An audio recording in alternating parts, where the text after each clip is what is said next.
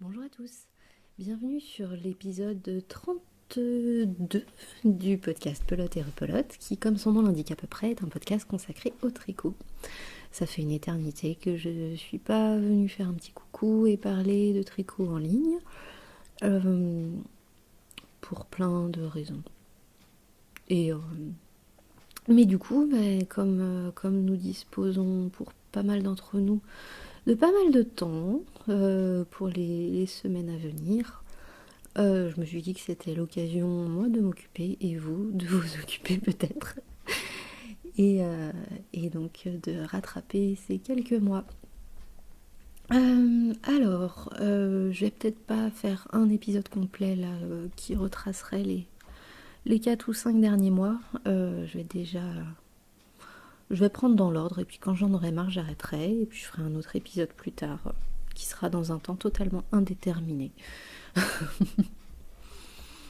Voilà pour l'introduction. Ah non, si, je me présente, je m'appelle Chloé. Vous pouvez me retrouver sur Instagram sous le pseudonyme Pelote Repelote, tout attaché.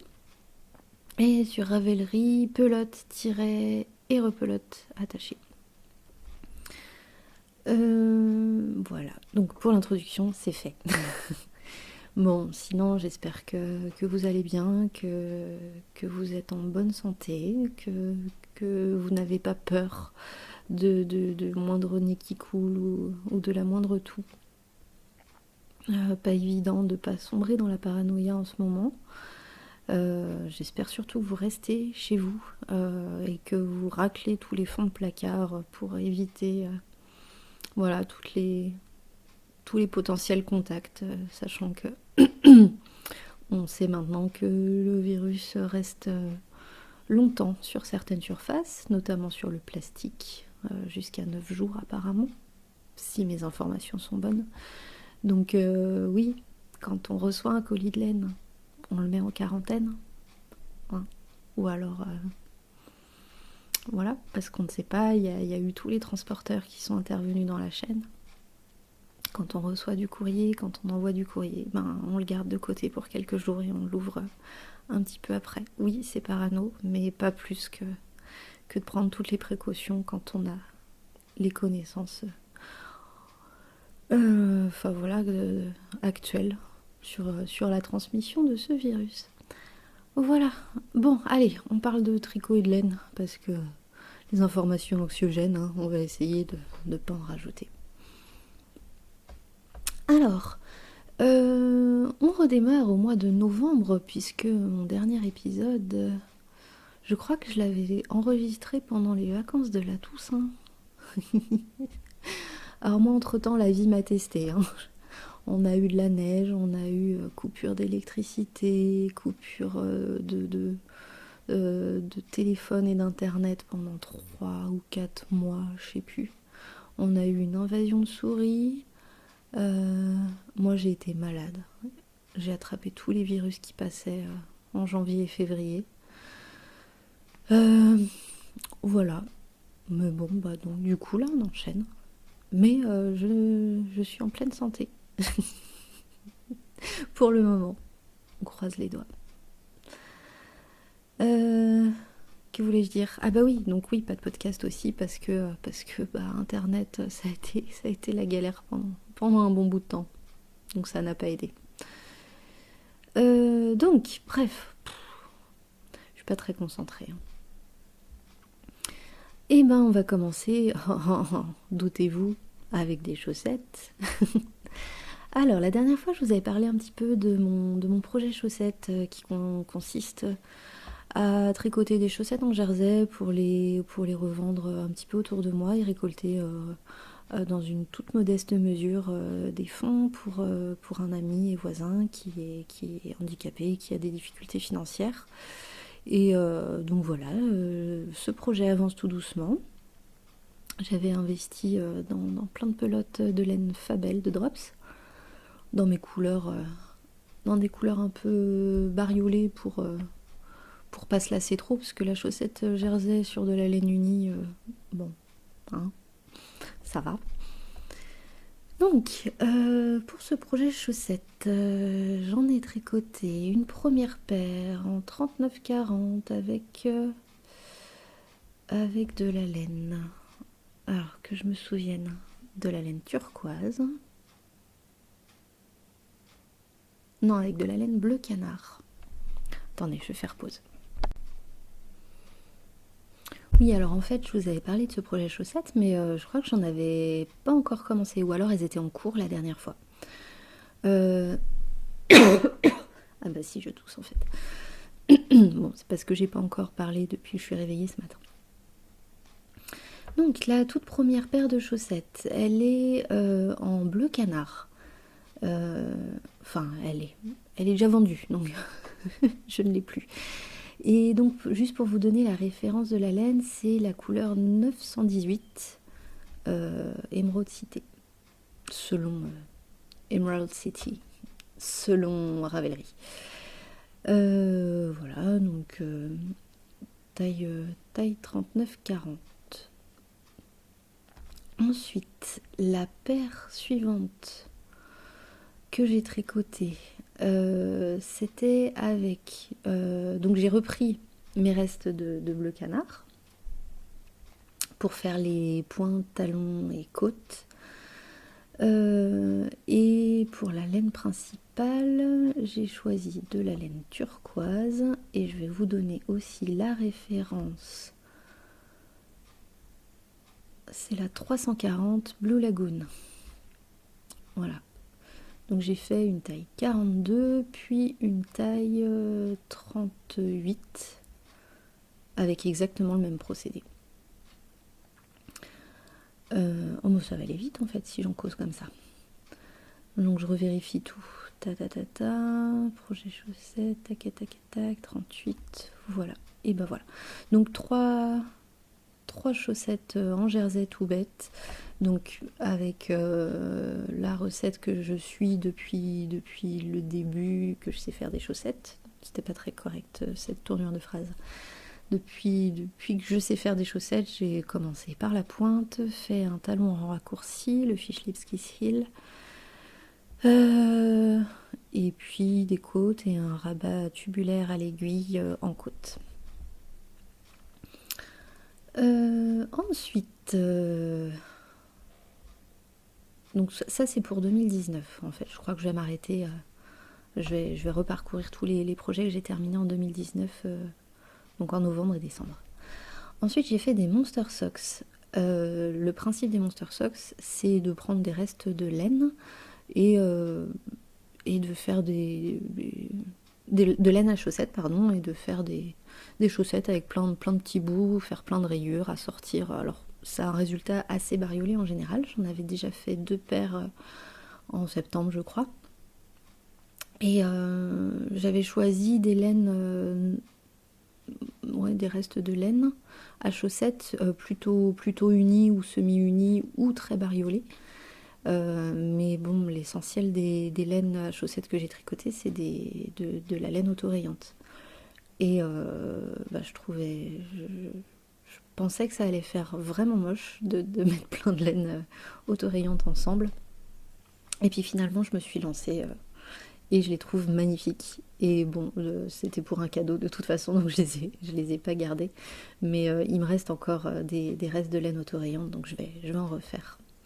Donc je les ai fait en pointure 39 en suivant la même recette que les 3 paires de chaussettes précédentes.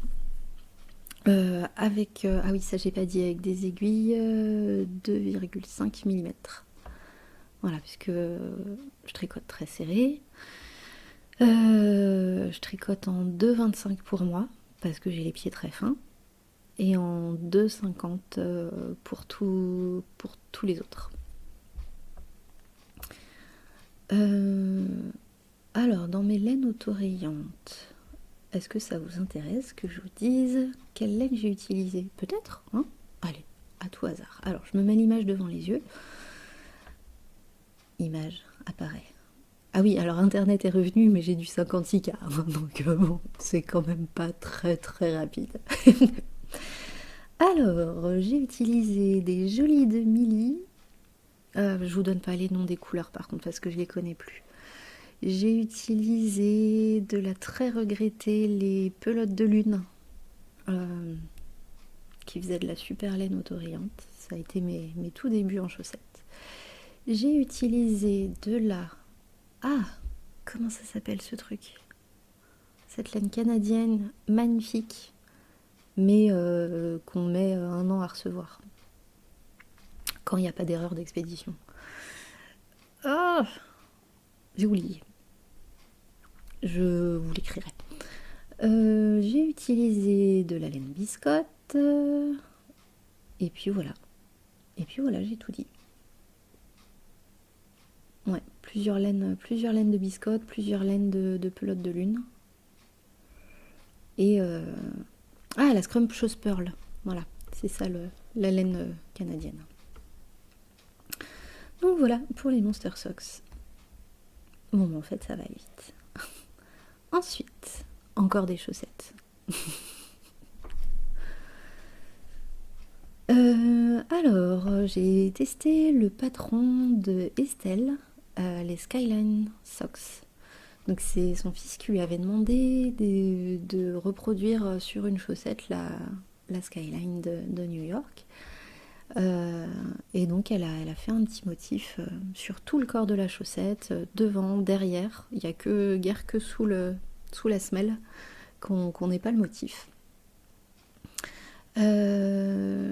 Je les ai faites avec de la vilaine en BFL et soie, en partant du principe que la soie allait tenir lieu de nylon.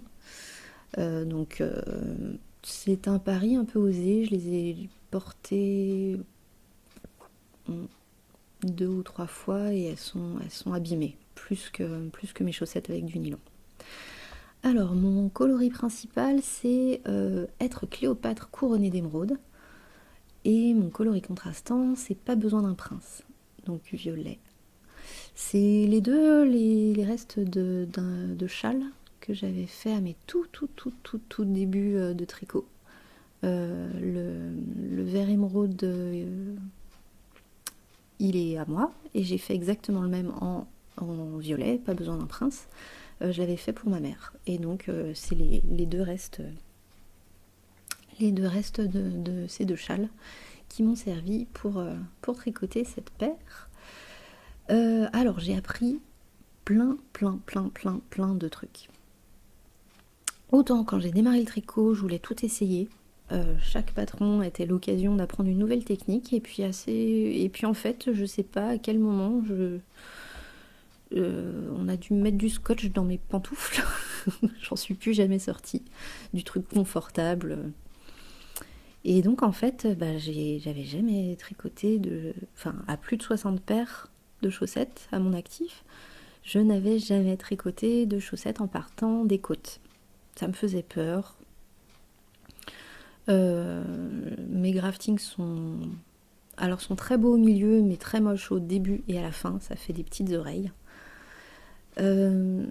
Et puis oui, l'élasticité, j'aime tellement mon rabat tubulaire à l'aiguille que du coup faire un montage élastique, j'y croyais pas des masses. Et puis en fait c'est n'importe quoi, c'était juste dans ma tête. Donc j'ai appris le montage bulgare grâce à un tuto de Knit Spirit, super bien fichu. Et c'est très élastique, ça marche très bien, c'est joli. Pas aussi joli qu'un montage tubulaire. Mais bon, j'ai un problème avec les trucs tubulaires. Donc voilà, pour donc un montage bulgare, très chouette, qui marche très bien, facile. Ensuite, on fait tout le motif, qui est très bien expliqué, avec des mailles glissées, essentiellement. Et c'était mon tout premier talon après coup. Alors, franchement, j'ai pas fait la maline. Ça m'a pas mal stressée. Et puis en fait, ça s'est très bien passé. Mais je vois que j'ai serré comme une brute, mais tellement après coup. Et je crois que c'est ça qu'on appelle un motif en œil de perdrix avec des mailles glissées en alternance. C'est joli, mais bah, ça a légèrement feutré dès le premier port, donc on voit plus grand chose, mais je pense que c'est l'intérêt de ce talon aussi, c'est de faciliter le feutrage pour que ce soit finalement bien résistant. Voilà, donc elles sont très jolies, elles sont très douces, les couleurs je les adore évidemment, puisque bah, le vert et le violet c'est quand même pas mal des couleurs de référence pour moi, avec le bleu canard, c'est mes 3 couleurs préférées. Ensuite on va rester au pied, puisque j'ai fait des petits chaussons pour l'amoureux. Alors à la base je voulais les faire... Ah non attendez, qu'est-ce que j'ai... Ah non, celle pour l'amoureux je les ai fait en 2020. Non, ça c'est celle pour moi. Oh, ça fait vraiment longtemps en fait. Oui, c'est en voyant les petits chaussons que le lit de la linotte avait fait. Ça m'a pas mal inspiré. C'était un moment où j'étais fort fatiguée et du coup je me suis dit que ça serait bien de faire des choses toutes bêtes mais en même temps un peu nouvelles aussi. Donc j'ai récupéré enfin j'ai plongé dans mon stash de laine acrylique qui est un peu remisé le pauvre alors qu'il y a des chouettes choses là-dedans. Faudrait, mais dans des petites quantités, du coup je sais pas trop quoi en faire. Je suis pas une tricoteuse de bonnets. Enfin bon bref. Du coup j'ai fait les Simple House Slippers de Simone A. Temple of Knit. C'est un tuto gratuit qui est sur son blog, c'est en anglais mais c'est vraiment pas très compliqué à comprendre. Ça m'a pris 3 soirées pour les tricoter. Et donc j'ai pris de la laine Monoprix qui s'appelle Rayure Violet. Et donc il y a du violet, du gris blanc et un peu de rose. Et de manière totalement aléatoire. Alors je crois que j'ai réduit un petit peu la taille des aiguilles. Ah non, c'est du 4,5. Oh, que je dise pas de bêtises. Hop, alors on laisse un petit peu de temps à la 56K. Donc moi j'ai utilisé des aiguilles 4,5 et dans le patron il est recommandé d'utiliser des aiguilles 4 mm. Mais bon, comme je tricote serré. Et puis je crois que ma laine c'est de la Aran, alors qu'il est recommandé de prendre de la worsted. Donc voilà, j'ai vraiment suivi scrupuleusement les indications. Et elles me vont très bien et je les utilise quand je vais à la chorale, on se retrouve chez une des choristes et on chante dans son grenier. Donc on laisse toutes nos chaussures en arrivant dans la maison et par contre moi qui suis très frileuse des pieds, j'ai mes petits chaussons. Et en fait on a presque toutes... c'est un ensemble de filles, donc je dis toutes. On a presque toutes des petits chaussons tricotés. Donc du coup c'est mignon, on a des très jolis pieds quand on chante. Alors, à combien de temps j'en suis? Oh bah ça va, trop bien. Alors, je passe à 2 grosses pièces qui ont terminé mon année. Donc le châle Terol d'Ego de Kathleen Hunter. J'essaye de me souvenir. Alors les laines, je les adore. Franchement, les couleurs, je suis amoureuse de cet assortiment. Donc, ma couleur principale, c'est... enfin, mes 2 couleurs principales. C'est de la Hedgehog Fibers, qualité sock, et coloris Urchin, en français, URCHIN, qui veut dire à la fois oursin et, si mes souvenirs sont bons, l'équivalent d'un gavroche, un gamin des rues. Donc c'est un très joli blanc moucheté de speckles violet, mauve et marron. Je l'avais depuis des années. Les mythes étaient passés par là, il était en plusieurs bouts. Voilà, donc j'ai fait des joints russes pour raccorder mes petits bouts de pelote. Ma deuxième couleur principale, qui est couleur un peu violet, il s'appelle myrtille, hein, donc ça veut dire ce que ça veut dire. C'est un violet, entre violet et bleu. Et c'est de la pelote vagabonde, qualité abri, donc c'est de la 100% Merino Superwash. Et mon coloris contrastant, c'est de la pelote vagabonde aussi, en qualité bivouac, donc là avec du cachemire. Donc et on s'habitue aux belles choses, hein. La dernière fois, je vous parlais de mon châle tout en qualité abri, un beau bleu canard avec du cachemire qui est délicieusement doux. Tiens, ça fait longtemps que je ne l'ai pas porté, plusieurs semaines. Va falloir que je le remette. Et donc bref, je m'égare. Mon coloris contrastant en qualité lichen. Donc un magnifique vert qui tire sur le jaune. Vert mousse, une couleur que j'adore aussi. Enfin dans les tons de vert qui me plaisent le plus. Avec beaucoup de speckles. Beaucoup de mouchetures, ce qui est un peu une des signatures de la pelote vagabonde quand même, d'avoir des tons assez doux et avec pas mal de speckles. Je l'ai tricoté en 3,5 comme indiqué sur le modèle. Que dire Revenir en arrière, je vais me mettre l'image sous les yeux. Ça m'aidera pas mal. Le patron n'est pas compliqué, il est assez répétitif. Je suis assez déçue des finitions. La bordure est pas très très jolie, on fait suivre le fil un peu sans indication, mais du coup comme c'est du jersey ça rebique un petit peu, donc ouais, je suis un petit peu déçue des finitions. Il y avait 12 000 fils à rentrer. J'ai évidemment détesté tricoter le jacquard, il est trop serré. Alors il est magnifique, hein, et heureusement qu'il n'est pas sur un gros nombre de mailles. Le rendu est très très joli, mais j'ai vraiment pas aimé le tricoter. Et puis alors pareil pour croiser les fils en début et fin de rang, pour le faire suivre derrière, ça a été un peu galère pour moi qui déteste tricoter le jacquard. Et puis à la fin, à la fin, il y a une espèce de décroché. Il y a 4 ans qu'on est censé tricoter en point mousse pour pas que ça roulotte, mais du coup ça suit plus la ligne de bord, donc ça fait des petites pointes. Bon, en vrai, là je pinaille, parce que une fois bloqué et enroulé en tortillé autour du cou, bien sûr on le voit pas.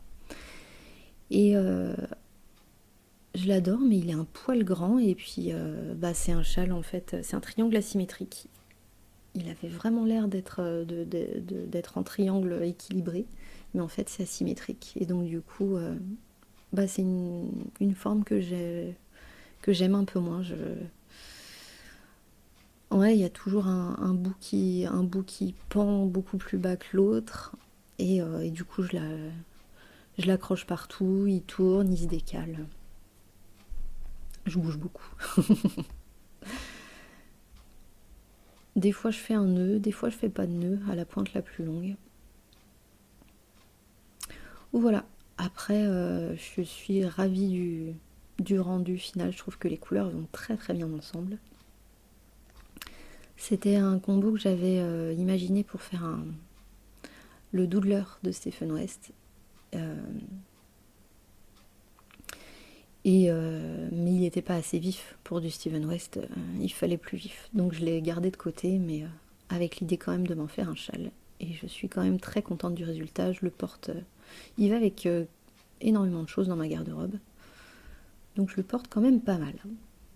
Pour un châle avec une forme qui me convainc pas plus que ça. Et ensuite, dernière pièce, le gilet From Way Back de Anna Maciejewska. Donc c'est un gilet que j'avais commencé en juillet, je crois, de l'été dernier donc.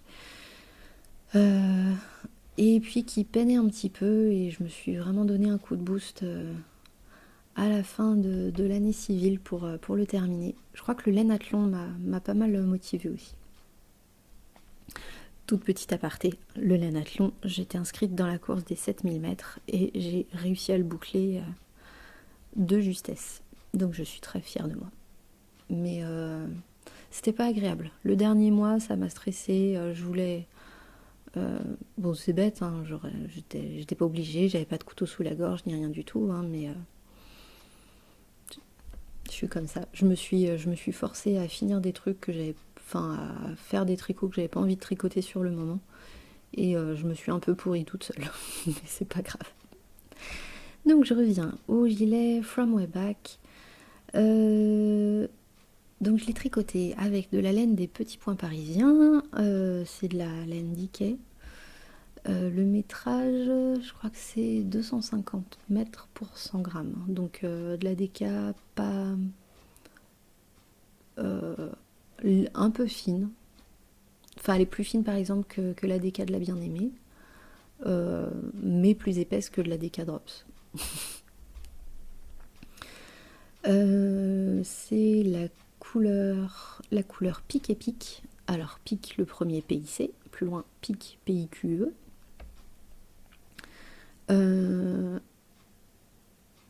Ouais. Bug, pardon.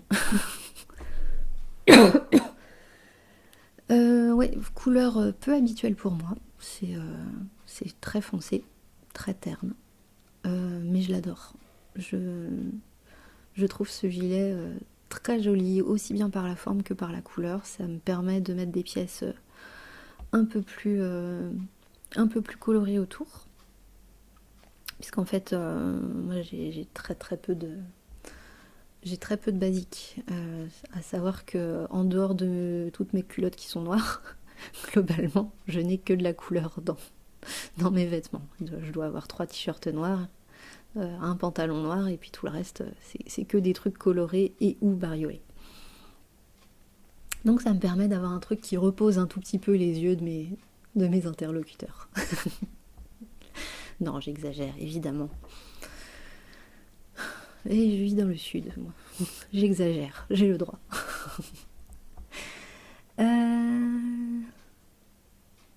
Qu'est-ce que je disais avant de m'interrompre moi-même? Ouais, d'accord. Le gilet, je l'ai tricoté en 4 mm, je l'ai peut-être déjà dit. Au début du patron, alors c'est un gilet qui se commence par le col, on commence par un montage provisoire. On attaque direct la dentelle, les raglans, tout ça. Et il donne des indications pour les jetés, puisqu'il y a des histoires de jetés qui vont être suivies de mailles en droit et de mailles en vert. Et du coup, j'ai essayé d'enrouler mes jetés dans un sens et dans l'autre. J'avais mal compris les instructions.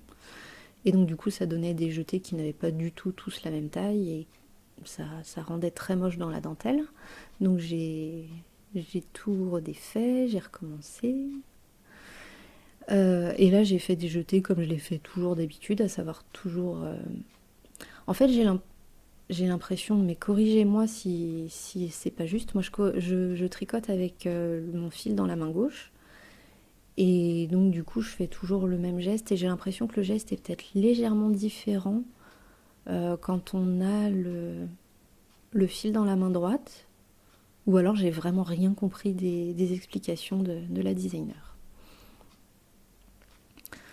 Mais donc du coup j'ai fait mes jetés et mes augmentations comme je l'ai fait d'habitude et du coup c'était beaucoup mieux et ça fait une dentelle tout à fait bien, qui est pas passionnante à faire mais qui rend très bien. Il y a, si mes souvenirs sont bons, puisque ça commence à remonter à pas mal de temps, la dentelle se fait pas mal sur des mailles en verre. Bon, en même temps, ça occupe pas mal. Et je réenregistre un tout petit bout parce que je ne sais pas pourquoi ça a coupé. Enfin si, je pense parce qu'il n'y avait plus de batterie. Donc ce que je n'ai plus, c'était donc la construction ensuite des manches. Oui, bah les manches du coup elles ont été mises en attente à la séparation du corps et des manches, tous les aisselles. En général, comme je tricote serré et que j'ai des bras normaux par rapport à une carrure de serpent, je récupère souvent le nombre de mailles, donc celles que j'ai en attente, et souvent j'en monte davantage sous les bras. Je me réfère la plupart du temps à la taille L pour avoir un nombre de mailles de départ. Ensuite, je fais les diminutions à ma sauce. Avant, je suivais les patrons, j'étais trop serrée. Enfin, les tailles de. Ma taille dans les patrons, j'étais beaucoup trop serrée au biceps. Ensuite, j'ai décidé de faire le contre-pied. Pendant longtemps, j'ai fait des diminutions que sur les avant-bras, mais du coup, c'était trop large au biceps. Et puis, c'était pas très harmonieux sur la manche. Et maintenant, je fais ma première manche en notant chaque rang que je fais et chaque diminution. Donc je l'essaye énormément, à peu près tous les 5 à 10 cm. Et puis quand je fais ma deuxième manche, du coup, j'ai plus qu'à suivre ce que j'ai noté pour la précédente. Je les tricote toujours beaucoup plus long que ce qui est indiqué parce que ça se rétracte toujours beaucoup. Donc voilà pour les manches. Ensuite, ah oui, petite originalité. Ici, on est censé faire d'abord les pattes de boutonnage, puis l'encolure. On avait donc des mailles en attente euh, au montage, puisque c'est un montage provisoire. Et donc du coup, en faisant les pattes de boutonnage d'abord, on a le bouton du haut qui n'est pas sur la bande d'encolure. Donc il est un peu plus bas, ça fait une petite ouverture ménagée d'office. Ce qui m'a un petit peu déstabilisée, mais bon, en même temps, si ça m'avait fondamentalement choquée, j'aurais fait l'inverse, j'aurais fait le col en premier, puis les pattes de boutonnage. Mais donc là, voilà, j'ai regardé les photos, je me suis dit que ça me choquait pas, donc j'ai fait pareil. Alors justement, en parlant des pattes de boutonnage, mes boutons viennent de chez Lily Comme Tout, et je les avais depuis un petit bout de temps. Ils sont donc en bois clair, avec un petit dessin de fleurs, je crois, dessus. Voilà donc pour ce gilet. C'est reparti. Donc dernière chose que je voulais dire à propos du gilet. Donc la laine a légèrement feutré. Enfin pas feutré, ouais, pas feutré ni bouloché, mais bon, aux endroits de frottement sur les bras, on voit qu'elle a un petit peu bougé.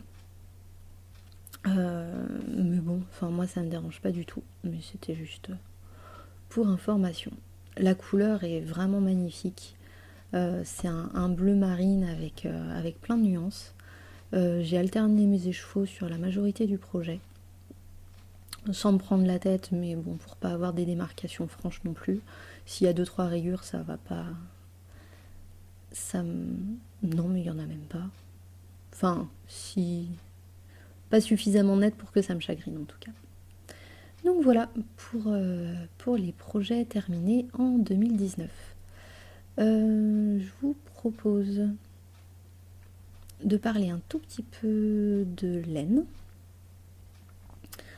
Ouais, je regarde, ça il faudra que je le mette à jour. Donc oui, pendant tous ces moments-là, je crois que je n'ai pas acheté de laine. Par contre, à partir de janvier, ça a été un peu la décadence. Je m'étais dit, j'achète rien avant le Knit-It, où je devais aller à Lyon, là en avril, et Clamart-Fil, qui, à mon avis, risque d'être, enfin en tout cas, est fortement compromis. Bref, je vous avais parlé du châle Hildebert de Fiber Tales que j'ai tricoté en laine de Candy Wool, qualité soc et coloris radioactive, un vert bien pétant. Et donc il m'en manquait pour le terminer, donc j'ai commandé de la laine. Et puis quitte à faire une commande personnalisée, à payer des frais de port, j'ai pris un deuxième écheveau en coloris corail pour faire des chaussettes. En janvier, je me suis aussi fait une petite commande chez Lily Comme Tout. Je désespérais pour mes tricots en laine worsted de Malabrigo, qui est de la laine mèche, qui peluche, bouloche, vieillit extrêmement mal. Et ces deux pulls, je les adore. Ils sont très très beaux, les couleurs sont magnifiques, ils sont chauds, ils sont très doux et très douillets. Mais par contre, effectivement, ils ressemblent... on dirait que j'ai pleuré pour les avoir et que ça fait 15 ans que je les ai, quoi. Alors que pas du tout. Il y en a un, ça fait 2 ans et l'autre, ça fait 1 an. Mais pétri de bouloche. Donc j'ai commandé un gleaner chez Lily Comme Tout. Et puis je me suis offert un petit peu de laine avec. J'ai pris de la West Yorkshire Spinners. Donc leur laine autorayante. J'ai pris le coloris Pink Flamingo pour en faire une paire de chaussettes pour ma mère et une autre paire pour moi. Puisque, ah oui, à Noël, je me suis donc offert ma boîte de bas. Il y avait 13 paires dedans. Et donc mes parents m'ont regardée comme une folle furieuse. Et puis ma mère a demandé si elle pouvait essayer une paire de chaussettes. Et elle m'a piqué une paire de Monster Socks. Et depuis, elle me tanne pour avoir des paires supplémentaires. Elle me dit ah mais j'avais pas compris que c'était comme ça de porter des chaussettes en laine tricotées main, mais c'est tellement génial, et puis on a tellement chaud, et puis c'est tellement doux. Mais c'est merveilleux ma fille, si tu pouvais m'en faire d'autres, ça serait trop sympa. Ou si t'as des vieilles paires que tu veux porter, tu me les donnes. Donc je vais lui faire une boîte de bas, hein. Puis je l'offrirai tout à son anniversaire en fin d'année ou à Noël. Ça me paraît plus logique pour son anniversaire puisque c'est en novembre et il fait déjà pas mal froid. Donc voilà, je vais alterner entre mon projet chaussettes, la boîte de bas pour elle, et puis moi me faire quelques paires du 52 Weeks of Socks. Super, le franglais, merveilleux. En même temps, prononcer les chiffres, c'est compliqué pour moi. 52? Non. Ouais, si, 52 Weeks of Socks. Alors moi, week, clairement, on peut l'écrire W-E-A-K, qui veut dire faible. J'ai été faible. Je me suis ruée dessus dès qu'il a été en précommande. Alors que je n'ai absolument pas besoin de chaussettes. J'en ai plein, mais ce livre, il me le fallait. Et je vous en parlerai dans un prochain épisode. Donc oui, chez Lily Comme Tout, je me suis acheté donc le gleaner, la laine à chaussettes autorayante et une pelote de... comment ça s'appelle, Schachenmayer, avec du yak, là, la couleur jaune moutarde qui est magnifique. J'ai peur qu'elle soit pas bien résistante non plus, mais c'est pas grave, je vais me faire une paire là-dedans quand même. Plus tard. Et qu'est-ce que j'ai acheté d'autre comme laine? Eh ben oui, en commandant donc le 52 Weeks of Socks, j'ai aussi commandé le livre de Coop Knits. Attendez que je l'attrape. Donc Coop Knits Socks volume 1. Donc c'est des modèles de Rachel Coopey. Je sais pas comment ça se dit, aidez-moi. Promis, j'apprendrai, j'essaierai. Qu'est-ce qui m'a fait rire l'autre jour en disant ah bah oui, quand machin le dit, ça me paraît évident, et puis quand ça sort de ma bouche, ça fait pas ce que j'avais prévu dans ma tête. Ça m'a beaucoup fait rire. Gentiment, hein, c'est pas du tout de la moquerie, moi j'ai l'impression que c'est un peu pareil. Surtout j'ai l'impression de me la péter quand j'essaye de mettre le bon accent, et en même temps je me dis que si je veux apprendre à bien prononcer, il faut que je fasse l'effort de m'entraîner le plus souvent possible à bien prononcer. Puisque, hein, si un jour je peux parler correctement anglais, ma foi, ça serait intéressant. Alors donc, bref, le livre de Rachel Coopey, C-O-O-P-E-Y.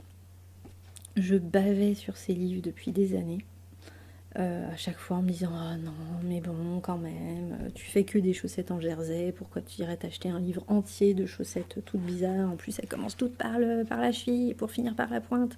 C'est quoi ces gens qui font pas des designs comme moi j'aime ?» Alors qu'en fait, non, il suffit juste de faire un tout petit effort dans ma tête. Et je pourrais tricoter des chaussettes magnifiques. C'est tout un éventail de possibles qui s'offre à moi. Ce livre est absolument magnifique. Donc voilà, je vais aussi tricoter des chaussettes issues de ce livre. Et j'ai aussi pris, pardon pour le bruit, 2 écheveaux de 50 grammes de laine à chaussettes, de la Copnitz, je crois, couleur corail aussi. J'ai un problème avec le corail en ce moment.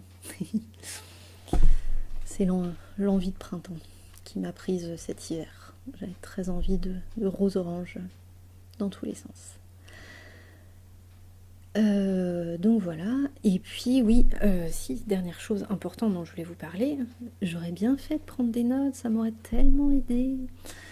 Je voulais depuis plusieurs années faire le pull Soussou de Nora Gone.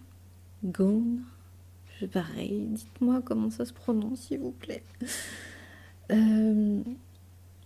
Et puis j'essayais d'entraîner du monde à le faire avec moi, alors je me suis dit je vais faire un cal. Donc le 1er février de cette année a démarré le cal Soussou. Il n'y a pas d'inscription. J'avais dit qu'on finissait au 31 mai, mais bon, s'il y a des gens qui veulent se rajouter et que le délai est trop court, on pourra toujours le rallonger sans souci. De toute façon, il n'y a pas spécialement d'enjeu. Pour l'instant, on est 2. Enfin, il y avait plusieurs personnes qui m'avaient dit qu'elles étaient intéressées, mais j'ai pas de nouvelles. Donc, pour l'instant, on n'est que 2 dessus. Mais voilà, ça permet de... Moi, ça me motive de voir Piu Piu des îles avancer. Elle a bien plus avancé que moi, d'ailleurs. Et donc, j'en rêvais depuis des années. Je voulais me faire une commande de teinturière, de laine teinte-main. Et puis, j'hésitais massivement sur la couleur. Et puis, ça demande 7 écheveaux de laine déca. Donc, je voulais me faire vraiment un très beau cadeau. C'était... Voilà, un gros investissement, mais qui était réfléchi depuis 2 ans. J'avais mis les sous de côté exprès. Et puis, n'arrivant pas à me décider, j'ai fini par me rabattre sur la laine Malabrigo Arroyo, couleur Sandbank.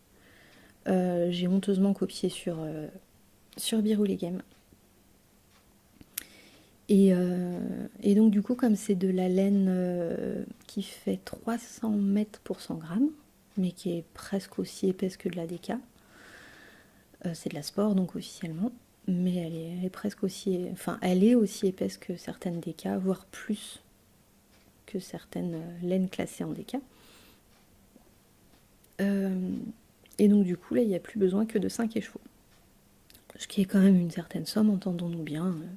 Mais vu que j'avais prévu d'y mettre 150 €, passer à 80, c'était pas mal finalement.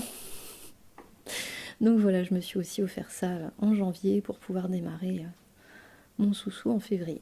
Et donc il est en cours en ce moment, mais je vous en reparlerai bientôt. Donc voilà, j'ai un peu pété la cagnotte. Si, dernière chose, en apprenant que le festival Knit It était annulé, moi, mon objectif principal à cet endroit-là, c'était d'aller m'acheter de la laine, de la Gilliatt, puisque Dererum Natura devait avoir un stand là-bas. Et du coup, je voulais m'acheter de la Gilliatt coloris Merlot, mais j'étais pas sûre, je voulais vérifier la couleur avant d'investir. pour me faire un Weekender d'Andrea Mori. Et donc du coup quand j'ai vu que c'était annulé et puis que les confinements s'annonçaient, que c'était compliqué pour tous les petits artisans, bah, j'ai voulu participer à ma manière, donner un petit coup de pouce. Donc je me suis commandé 4 pelotes de Gilliatt pour faire le Weekender. Alors je l'ai reçu, par contre en suivant rigoureusement les consignes d'hygiène et de désinfection, j'ai mis ma laine en quarantaine et puis bah, voilà, je crois que je vais pouvoir aujourd'hui, après une semaine à l'écart, pouvoir attaquer ma laine. Donc voilà, c'est plus foncé que ce que je pensais. C'est pour ça que je voulais voir là. Je voulais voir sur le stand, mais tant pis, ma foi. Elle est là, elle est très belle. Et je vais me faire un beau weekender avec. Voilà, sachant que si vous voulez participer, il y a le cal de Cookie la guerrière jusqu'au 31 mars, un cal Andrea Mori. Et à partir du mois d'avril, elle démarre un cal pour de nouveau 3 mois, cal saisonnier, Jorge Locatelli. Donc vu que ces deux designers ont énormément de patrons à leur actif, voilà, si vous voulez y participer, allez voir sur son groupe Ravelry. C'est elle qui organise aussi le super cal Crazy Socks. C'est pour la 2e année consécutive. Allez voir sa page Instagram et puis son groupe Ravelry. Elle organise plein de chouettes choses. Et puis bah, pour tous les gens qui sont un peu désœuvrés, là, en 10 jours jusqu'à la fin du mois de mars, c'est possible de faire de tricoter un ouvrage d'Andrea Mori. Peut-être même que le Weekender, j'arriverai à le faire là sur les 10 jours qui me restent. Mais j'aime tellement mes encours que j'ai envie de les finir d'abord. Bref, je commence à digresser. Bien. Ouais, on est à 3/4 d'heure. Juste un tout petit encart lecture. Depuis l'automne, je suis plongée dans les livres, dans les romans historiques d'Alexandre Dumas, père. J'ai lu la trilogie de la Reine Margot, donc qui commence avec la Reine Margot. Ensuite, il y a les 45. Non, après, il y a la Dame de Montsoreau. Et ensuite, il y a les 45. Super intéressant. Moi, je révise mon histoire de France. Alors, évidemment, c'est très romancé, mais le style d'écriture est vraiment excellent. Il y a énormément de rebondissements. Pour moi, c'est vraiment... Je suis... Ouais, j'ai l'impression de lire Game of Thrones un peu. Enfin, il se passe vraiment plein de choses. Il y a des trahisons, il y a des complots dans tous les sens. Il y a des récits de bataille, de combats, d'amour. Enfin voilà, c'est vraiment... il se passe plein de choses. Là, je suis dans le cycle des 3 mousquetaires, puisque donc, étant plongée là-dedans, à Noël, on m'a offert deux bouquins de Dumas.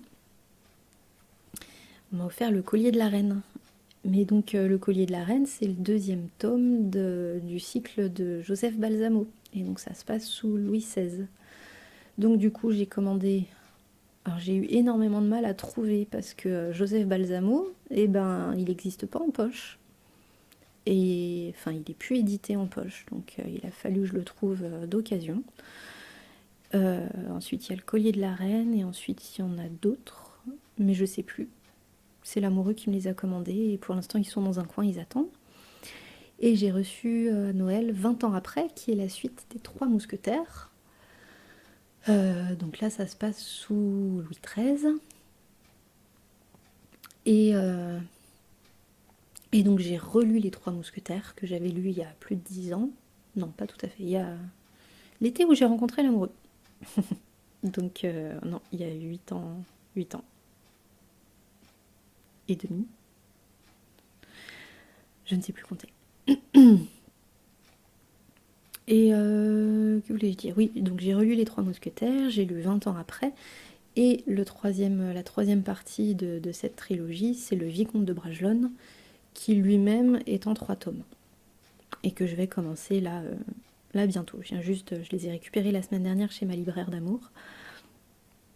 Et donc j'ai super hâte de les commencer. Je lis d'autres petits trucs en attendant, mais forcément, en étant plongée dans cet univers littéraire depuis plusieurs mois, là de lire de la littérature contemporaine, je trouve le style terriblement plat. C'est pas que c'est mal écrit, mais c'est pas pareil. Donc je vais retourner à Dumas. Mais franchement, si vous avez l'occasion, que ce soit en audiobook ou si vous êtes bon lecteur et que vous n'avez pas peur des gros pavés, c'est super. Franchement, c'est rocambolesque à souhait. Et, bah, ce que je disais tout à l'heure, hein, c'est vraiment c'est Game of Thrones.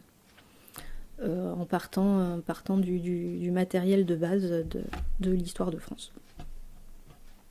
Avec des partis pris, bien sûr, et des biais, mais en termes de narration, c'est vraiment super et ça permet de s'échapper et de se nourrir de très beaux mots, de belles formulations, de passé simple à gogo et de concordance des temps.